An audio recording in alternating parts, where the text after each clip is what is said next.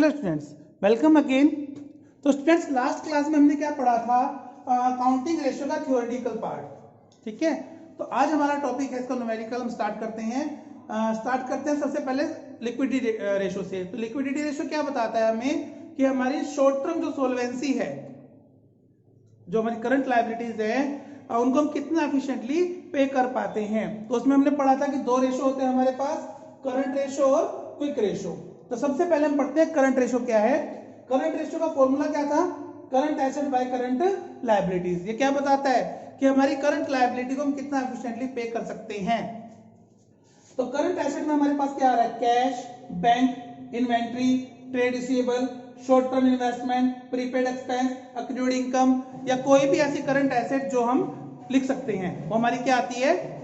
Current assets आती है। ठीक है स्टूडेंट्स, और करंट लायबिलिटी में हम क्या लिखते हैं? Trade payable. ट्रेड पेबल के अंदर हमारे पास क्या आता है?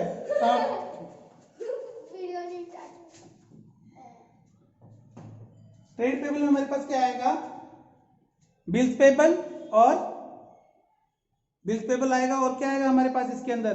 क्रेडिटर्स आएगा। ठीक है, outstanding expenses, short term provisions, bank overdraft, propose dividend, या कोई भी जो शॉर्ट टर्म लायबिलिटी होती है, जो करंट लायबिलिटी होती है, वो इसके अंदर इन्वॉल्व होगी। ठीक है, तो हमें क्वेश्चन लेके चलते हैं स्टूडेंट्स। पहले सबसे पहले हमें क्वेश्चन गिवन है, total assets 220, fix assets 1 lakh.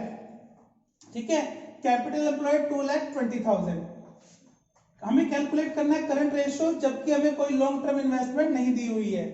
ठीक है, हमें पता है कि अगर टोटल एसेट्स में से हम माइनस कर देते हैं लॉन्ग टर्म एसेट या फिक्स एसेट, तो हमारे पास क्या बचती है? करंट एसेट बचेंगी। तो टोटल एसेट हमें कितनी गिवन है? 2,20,000। फिक्स एसेट्स कितनी है? 1 लाख। तो करंट एसेट कितनी आ गई? 1,20,000। ठीक है ना, टोटल एसेट कितनी है? 2,20,000। उसमें से हमने क्या माइनस कर दिया? Fix asset. तो हमारे पास क्या बचती है? करंट एसेट बचती है। पता है यहां तक सबको? कैपिटल एम्प्लॉयड, अगर हम कैपिटल एम्प्लॉयड में से माइनस कर देते हैं, किसके इक्वल होता है कैपिटल एम्प्लॉयड? अगर हम टोटल एसेट में से कैपिटल एम्प्लॉयड माइनस करते हैं, क्या माइनस करते हैं? कैपिटल एम्प्लॉयड, तो हमारे पास क्या आती है? करंट लायबिलिटी आती है। क्या आती है? Current liability. क्योंकि capital employed plus current liability equal to total asset. जब हम बैलेंस शीट बनाते हैं, यहां हमारे पास क्या होती है? टोटल एसेट होती है। यहां हमारे पास दो चीज होंगी, कैपिटल होगी और क्या होगा? करंट लायबिलिटी होगी ना, कैपिटल एम्प्लॉयड और करंट लायबिलिटी। क्योंकि कैपिटल एम्प्लॉयड में क्या आएगा हमारे पास? Share holder fund plus non current liabilities. ठीक है, तो इसका जो टोटल होगा वो किसके इक्वल होना चाहिए? टोटल एसेट के। अब अगर हम टोटल एसेट में से करंट लायबिलिटी माइनस कर देंगे तो क्या बचेगा? Capital employed. तो कैपिटल एम्प्लॉयड हमें गिवन है यहाँ, टोटल एसेट कितने की है? 220 माइनस कैपिटल एम्प्लॉयड कितना है? 2 लाख। तो करंट लायबिलिटी कितनी आ गई? 20,000। कितनी आ गई करंट लायबिलिटी? 20,000। अब हमें निकालना क्या है? करंट रेशियो निकालना है। तो करंट रेशियो का फॉर्मूला क्या है? Current asset by current liability. Current asset कितनी है? 120। करंट लायबिलिटी कितनी है? 20,000। तो 6:1। अब जो करंट रेशियो है, मिनिमम 2:1 होना चाहिए। करंट रेशियो कितना होना चाहिए? 2:1। मींस हमारी जो करंट एसेट है वो करंट लायबिलिटी के अगेंस्ट एटलीस्ट डबल होनी चाहिए। लेकिन यहां कितनी है? 6:1।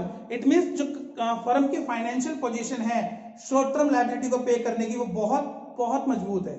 ठीक है, बहुत अच्छी है, लेकिन ये जरूरत से ज्यादा भी नहीं होना चाहिए।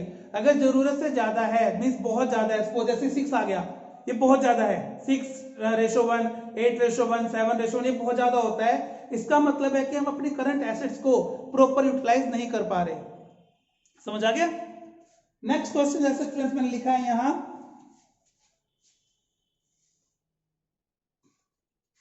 क्रेडिटर्स हमें गिवन है 20,000 के, working capital 360, other current liability 1 lakh and current ratio पता नहीं हमें। तो हमें पता है creditors plus other current liability, other current liability हमारे पास क्या आ जाएगा? टोटल करंट लायबिलिटी आ जाएगा, है ना। तो क्रेडिटर कितने के हैं 20,000 के। अदर करंट लायबिलिटी कितनी है 1 लाख। तो करंट लायबिलिटी कितनी होगी टोटल मेरे पास 120। करंट लायबिलिटी कितनी होगी 1,20,000। वर्किंग कैपिटल, वर्किंग कैपिटल जो हम निकालते हैं उसका फॉर्मूला क्या होता है current asset minus current liability. क्या होता है current asset minus current liability. अब देखिए वर्किंग कैपिटल हमें गिवन है 360, करंट एसेट नहीं पता, करंट लायबिलिटी में निकाल ली है 120 है, तो ये माइनस यहां के प्लस हो जाएगा, तो करंट एसेट कितनी होगी मेरे पास 4,80,000। करंट एसेट कितनी होगी 4,80,000 और करंट लायबिलिटी कितनी है 120। तो करंट रेशियो निकालने के लिए मैं क्या करूंगा current asset by current liability कितना हो गया 4:1। यहां भी करंट एसेट एटलीस्ट डबल है, तो मींस कंपनी की जो पोजीशन है सोलवेंसी शॉर्ट टर्म सोलवेंसी है वो बहुत ज्यादा अच्छी है। ठीक है, जैसे next question students, working capital है 180 और टोटल डेट है 390, लॉन्ग टर्म डेट है 3 लाख। हमें करंट रेशियो निकालना है। टोटल डेट्स, टोटल डेट्स किसके इक्वल होते हैं long term debt plus current liability, इन दोनों का टोटल कर दें तो टोटल डेप्ट आते हैं, पता है ना। तो टोटल डेप्ट हमें कितने गिवन है 390 के हैं। इसमें से अगर हम लॉन्ग टर्म माइनस कर दें तो हमारे पास क्या बचेगी करंट लायबिलिटी बचेगी ना, यानी कि करंट लायबिलिटी आ गई हमारे पास 90,000। करंट लायबिलिटी कितनी आ गई 90,000। वर्किंग कैपिटल कितनी गिवन है 180। अभी जैसे लास्ट क्वेश्चन में हमने किया कि current liability plus working capital equal to current asset है ना, तो करंट लायबिलिटी है हमारे पास 90,000 की और वर्किंग कैपिटल है 180, तो करंट एसेट कितनी होगी 2,70,000। करंट एसेट कितनी हो गई 2,70,000। तो करंट रेशियो कैसे निकाल लेंगे हम current asset by current liability. Current asset कितनी है 270, करंट लायबिलिटी कितनी है 90, तो रेशियो कितना आ गया 3:1। समझ आ गया। तो स्टूडेंट्स ये कुछ क्वेश्चन है। नेक्स्ट क्लास में हम सीखेंगे कि कैसे क्विक रेशियो से करंट रेशियो निकालना है या करंट रेशियो से हमें क्विक रेशियो निकालना है। ठीक है, तो till then keep practising and stay safe.